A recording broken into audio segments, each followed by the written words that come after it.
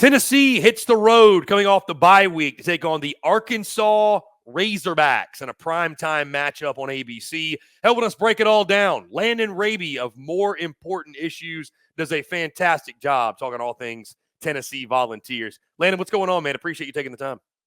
Absolutely, man. Appreciate you having me on. Excited. We were kind of talking about it before, making the road trip all the way to Northwest Arkansas down there in Fayetteville, and excited for it. Never been there before, so I'm excited to see kind of what it brings. And I think it's going to be a tough test, but I think it's a game that Tennessee should definitely come away with at the end of the day.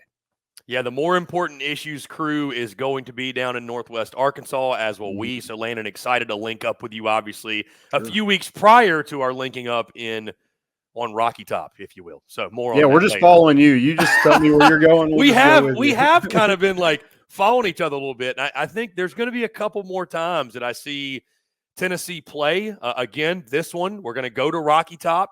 There's a good chance I'm at that game in Athens. So, I don't know. I kind of think I'm just following Nico around at this point. And yeah, we're going to make you guys Tennessee Unfiltered here in a little bit. Oh, man. So, anyways, this game this week, let's first start with what you've seen from Tennessee to this point. Obviously, sitting 4-0, 1-0 in conference. The last time we saw the Tennessee Volunteers was a really impressive showing. The 25-15 win in Norman. It could have been more than that for sure. Tennessee dominated that game for the first 3.5 quarters. And as Josh Heupel told Nico after the game, which I know you and I talked since then, and we think probably Josh knew exactly where the camera was, wanted to rub some salt in the wound. It could have been a much greater margin of defeat. I don't think that 10-win margin really tells the full story. But either way, last time we saw Tennessee out, they had played 3 non-conference, then took down Oklahoma in Norman in a primetime matchup, sitting at 4-0, 1-0 in conference. Landon, what have been your biggest takeaways? What have you seen from Tennessee to this point? Has there been anything that surprised you, that was better than expected, that maybe somehow hasn't lived up to expectations? Because I feel like Tennessee has done everything pretty much at an excellent level across the board. But what have been your biggest takeaways about this Tennessee team through 4 games? Yeah, through 4 games, I think there's still a lot of football left, but there is things that you've seen that probably has surprised you a little bit. Obviously, everybody thought that defensive front was going to be good.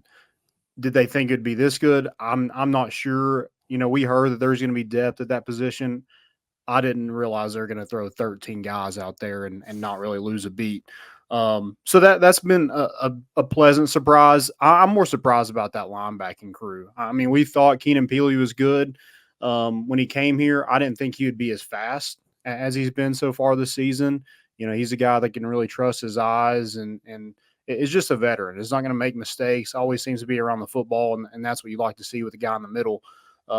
Arion Carter is a nice addition there at linebacker as well. Played some last year as a true freshman, a guy that when you got him, you had to win against Georgia and Alabama to land a guy like that, and you see why when you watch the tape. I mean, the dude's fast as lightning, has a big frame, not afraid to throw his body in there and hit somebody. And I think that's kind of the matchup. I know we're going to talk about probably that matchup in a little bit, but I'm interested to see Taylor Green and Arion Carter kind of go one-on-one in the open field, because I think there's going to be quite a bit of that if everything plays out the way it has the last couple of games. Probably things that haven't gone as well, or just we haven't seen it up to this point, is this Tennessee receiving crew. We thought going into this season that was going to be a huge strength for Tennessee, and due to some blowouts and them not playing second halves of games, the NC State game, we kind of went 12 personnel, so just ran it down their throats and didn't have to throw a whole lot. And when we did, it was the tight ends. And then the Oklahoma game, like you kind of said, took the air out of the ball a little bit, hit on some big plays, but just didn't air it out a ton because you didn't have to. You already had that game in hand. So I'm interested to see kind of this week if Tennessee can get those wide receivers going. You have Dante Thornton that's kind of leading the way, and he's not even really considered a starter. He's kind of got that every time he catches the ball, it's looking to be a home run. So, and that's kind of been his mantra since he was at Oregon. But I'd like to see them get Squirrel White involved a little bit more. I don't know if it's just because of the blowouts or whatever, but you just haven't seen a lot of that slot position, and that's just not like this Tennessee offense to not utilize the slot a whole lot. So I'd like to see him more involved. Obviously, Brew is a guy that they want to get going. Got it going a little bit in that Oklahoma game. I'd like to just see more of that because the dude looks nimble, looks faster, and just looks like a guy that you just want to feed the ball to there on the outside at that other receiver spot. So that's kind of what I've seen so far from this team. Landon, I want to zero in on the quarterback position, Nico Iamaleava. What have you seen from him in regards to his progression? I think what's got to be exciting as a Tennessee fan is that, the Vols are winning games and they're in control of these ball games. And I mean, I don't even think we've scratched the surface of what Nico's truly capable of. I remember talking to your co-host Caleb before the season, and the conversation we were having in regards to what is his potential, what's the ceiling. He mentioned the ceiling's winning a Heisman Trophy. Like, he can be that kind of player, and if he continues to progress week after week after week, that's got to terrify the rest of college football. But what have you seen from him? Some things that, again, he's done well and some things he can improve on. Because, again, people forgot coming in the season. It's like, this guy's uber talented, but still a very, very young player. And I think Josh Heupel, you'd probably agree, he's done a pretty good job of, dare I say, protecting his young quarterback. I mean, when you've got that run game and defense to lean on, it really does help you. But just what you've seen from Nico to this point, what excites you about him moving forward? Yeah, I'm glad you got that clip of Caleb, calling the Heisman out a little bit with Nico. That's awesome. I'm glad it wasn't me. I'm glad you clipped that. But yeah, I mean, he just seems to kind of just like take what the defense gives him, and you saw that against Iowa in that bowl game. So you're hoping that would carry over. He hits his tight ends. I mean, a dude that can make all the throws, but he's not been asked to do a whole lot. But I think he's capable of it. Like, he is capable to go win you a ball game. I just think with, like you said, that running game and that defense, like, he hasn't had to. And maybe that calls for a game like maybe it is at Arkansas. Who knows? Maybe it is against Alabama or Georgia. That those two really good teams that we saw play this past weekend. Yeah, he just seems to have it between the ears and doesn't try to do too much and can make plays with his legs and just kind of does whatever you ask of him. And I think his team, he's not a huge, vocal leader, but he just has that mantra about him that you just want to be around him, is what it feels like to me. Obviously, I'm not around him every day, but that's what it feels like. These guys like being around him. And, I think you saw in that Oklahoma game, like you said, Josh Heupel was kind of taking care of his quarterback. You lose both your tackles. Why risk that? When you don't have, your backup right now is a true freshman and Jake Merklinger and, a preferred walk-on and Gaston Moore that kind of followed Josh Heupel from UCF. I just think that if your aspirations is to play 16 games at the end of the year, you want to save your quarterback and don't want to get him hurt in the fourth game with some backup tackles. Landon, Tennessee, a top 5 team right now. I got to ask, what's it been like in Knoxville, just the energy around the program and the team as a whole? We just haven't seen Tennessee in this position getting this much national attention and praise and accolades.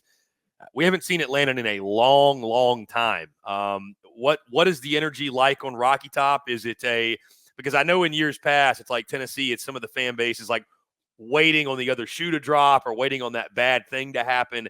But I'd have to imagine the excitement is at an all-time high in Knoxville. I mean, again, we've talked about it before. It feels like this is the team that Tennessee fans have been waiting on for over a decade, essentially. Yeah, I mean, like 2022, you had that excitement, but it was kind of a surprise. Like, you didn't expect that team to get there. This year, I think it was a little bit more. I don't think you expected to really be number 4 in the country right now, but you expected to be up there in contention to be in the college football playoff. But, you see the ticket prices right now, especially for that Alabama game. Everybody, that's must-see TV. Like, even Kent State was sold out. It's kind of unheard of, a fan base that was just starving for winning. And when Josh Heupel took over and, they got that little glimpse of it in 2022 and, hopefully here we are in 2024. Hopefully that's here to stay. I think a lot of has to do with winning is the most important position is quarterback. And the way Josh Heupel is recruiting quarterbacks right now, the way Tim Banks has changed his defense and got his guys going, I mean, I think it's here to stay. I'm not willing to put a lot of money on it, but I'm knocking on wood, hoping everything is here to stay. It seems to be going in the right direction, and I mean, with everything like basketball, baseball, football right now, I mean, it is truly a great time to be a Tennessee Vol. So, Landon, as we look at this road trip to Fayetteville, Arkansas, like I mentioned, you and I both will be in attendance for this one. What have you seen from the Hogs to this point? I'm sure you guys have started to break down this game and break down the matchups, but, Arkansas, a team that it's been a very up and down season. We all know the situation with Sam Pittman, obviously, and what his future may or may not look like. Bobby Petrino was the OC. You mentioned Taylon Green, the quarterback. He's kind of a microcosm or a representation of what they've been, which Landon is a roller coaster, right? I mean, if you catch Arkansas when they're at one of their peaks, they're a pretty dangerous team. If you catch them in a valley, this could be a really, really long night for the Razorbacks. So what stands out to you about Arkansas, maybe some of the challenges they present, maybe some areas where Tennessee can take advantage and exploit them on Saturday night? Yeah, I mean, I like what you said, dangerous, because that's one word I had to describe them as dangerous, because they are kind of unpredictable. I think I read where they're 80th in offense passing efficiency and 71st in defensive passing efficiency. So, they do have a lot of turnovers on defense, but they also give up a lot of big plays. And same with the offense. Like, yeah, they have a lot of big plays. You saw that in that first series against Texas A&M, have that 75-yard touchdown. But they also turn the ball over at an extremely high rate. Like Taylon Green, I think, has 9 total touchdowns. He has 7 total turnovers. So it is kind of feast or famine with Arkansas. And I think the main thing that the matchup I'm looking at is Arkansas wants to run the football, whether that's with Taylon Green or with Jackson. Like that's their 2 guys that they want to get the football in their hands. And Arkansas has always kind of been a running team with Sam Pittman. He's a big offensive line guy, so he wants to move the football down the field, running it. I just think that plays perfectly into what Tennessee wants to do defensively. Like, if you want to sit there and run up the middle at them, I think I don't see a game where you score a lot of points. Now, Taylon Green can make plays with his legs, and so you got to get him on the ground on third down and don't let him escape the pocket. But the guy has like a 54% completion percentage right now. I think if you're able to keep him in the pocket and kind of make him beat you with his arm in the pocket, I think Tennessee comes out victorious come Saturday night. So, Landon, sticking with that, keys to victory for Tennessee. I mean, again, the Vols are a 2-touchdown favorite in this game. I'm not going to try to make more of it than it is. It is a game that, and you and I actually talked about a week or so ago about this contest. It's a game Tennessee should win. Mm-hmm. That being said, Landon, on the road in the SEC at night, we've seen it this year, right, where there's just always these unpredictable, wacky kind of scores. Like every team I could argue, Landon, has had that bad half or that bad game, maybe except Tennessee. Like they've been pretty flawless from start to where we currently sit. Key to victory and keys to the game for you, Landon, for Tennessee to keep that up and come out victorious and, let's say, cover that 14-point spread on Saturday night? Yeah, I think it's got to be get Taylon Green on the ground, force him to stay in the pocket. I think throw a lot of defensive linemen at him, like you've seen from Tennessee.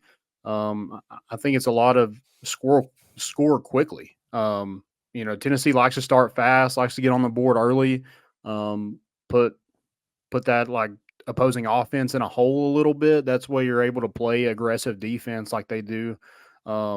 So I like that. Also, I think turnovers are a big thing. If Tennessee's able to force turnovers like they did against Texas A&M this past week, I got to think Tennessee wins this game. Also, you mentioned like this is a road environment at night. I think it's a huge thing where Tennessee was able to get that monkey off its back and basically say like, hey, we can win on the road in the SEC, especially at night. You're able to do that a couple weeks ago at Oklahoma in a game where, I mean, if something was going to go completely wrong, that's the game that happens, right? With all the storylines of Josh Heupel going back and this and that, that was the game where you're like, okay, I'm a Tennessee fan. I know how this goes. And so I feel like that is the game. And Tennessee is also coming off a bye week. So they should be able to get those tackles back. that's the hope anyway with Lance Hurd and John Campbell to protect Nico and get that passing game going. Obviously, they're going to try to run the football like they do all the time.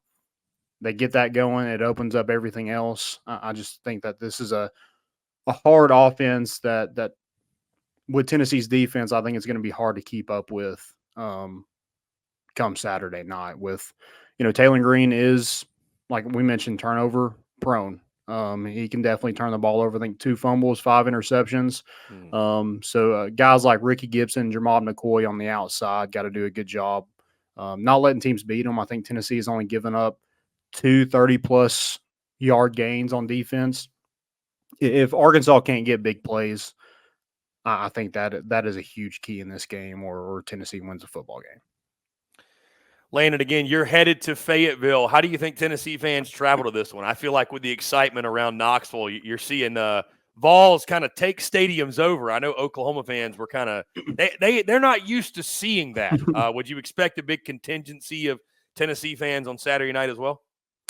Yeah, I mean, Oklahoma, their biggest game has always been Texas. It has been on a neutral side. So, yeah, they were not aware of how much orange could show up in red. But, yeah, I think Tennessee fans will travel, maybe not as much. There's a lot of people that I talk to either we're going to go to Arkansas or Oklahoma and probably pick that Oklahoma because it was such a new opponent. And, obviously we played there in, I think, 2015, and that was a game people really wanted to go to.